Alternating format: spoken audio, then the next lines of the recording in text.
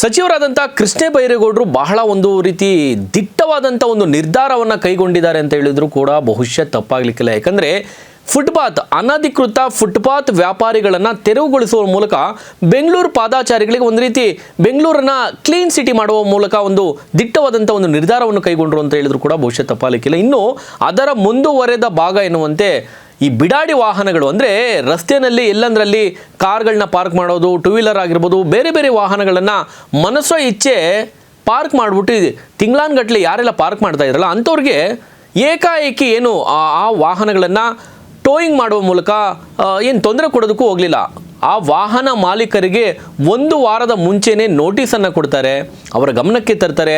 ಅಷ್ಟಾಗಿಯೂ ಕೂಡ ಎಚ್ಚೆತ್ತುಕೊಳ್ಳದ ವಾಹನ ಮಾಲೀಕರು ಇದೀಗ ಅಂಥವ್ರಿಗೆ ಒಂದು ಬಿಸಿ ಮುಟ್ಟಿಸುವಂಥ ಕಾರ್ಯಾಚರಣೆಯನ್ನು ಕೆಲಸವನ್ನು ಕೂಡ ಇವತ್ತು ಮಾಡಿರುವಂಥದ್ದು ನೋಡಿ. GBA ಅಧಿಕಾರಿಗಳು ಜೊತೆಯಲ್ಲಿ ಪೊಲೀಸರ ಜಂಟಿ ಕಾರ್ಯಾಚರಣೆಯೊಂದಿಗೆ ಇವತ್ತು ಸ್ವತಃ ಸಚಿವರೇ ರಸ್ತೆಗೆ ಇಳಿದು ಇಂತಹದೊಂದು ಕಾರ್ಯಾಚರಣೆಯನ್ನು ಮಾಡಿರುವಂಥದ್ದು. ಅಂದರೆ ಬಿಡಾಡಿ ವಾಹನಗಳನ್ನು ಟೋಯಿಂಗ್ ಮಾಡುವ ಮೂಲಕ ಆ ಒಂದು ವಾಹನ ಮಾಲೀಕರಿಗೆ ಅಂದರೆ ಬೆಂಗಳೂರನ್ನು ಒಂದು ರೀತಿ ಏನು ಗುಜರಿ ಮಾಡೋದು ಹೊರಟಿದ್ರಲ್ಲ ಅಂತಹ ವಾಹನ ಮಾಲೀಕರಿಗೆ ಒಂದು ರೀತಿ ಬಿಸಿ ಮುಟ್ಟಿಸುವಂತಹ ಕೆಲಸವನ್ನು ಕೂಡ ಇಲ್ಲಿ ಕೃಷ್ಣ ಬೈರೇಗೌಡರು ಮಾಡ್ತಾ ಇದ್ದಾರೆ ಅಂತ ಹೇಳಿದ್ರು ಕೂಡ.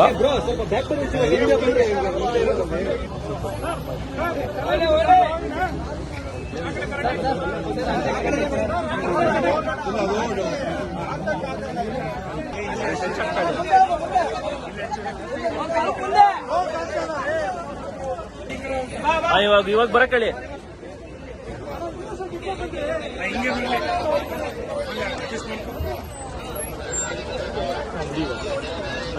ಬನ್ನಿ ಬನ್ನಿ ಅಣ್ಣ ಹಂಗೆ ತಳ್ಬೇಡಿ.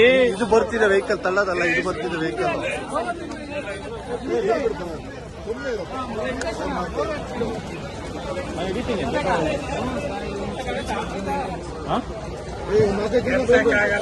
ಎತ್ತಿನ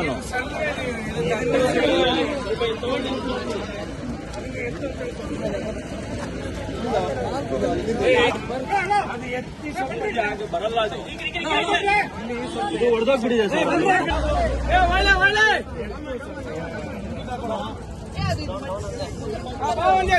ಹಿಂದಕ್ಕೆ ಬಾ.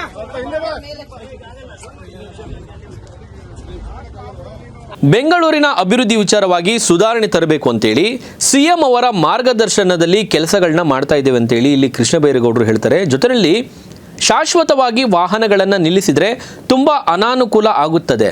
ಇಂತಹ ಬಿಡಾಡಿ ವಾಹನಗಳಿಂದ ಬೆಂಗಳೂರು ಅಸಹ್ಯವಾಗಿ ಕಾಣುತ್ತಿದೆ.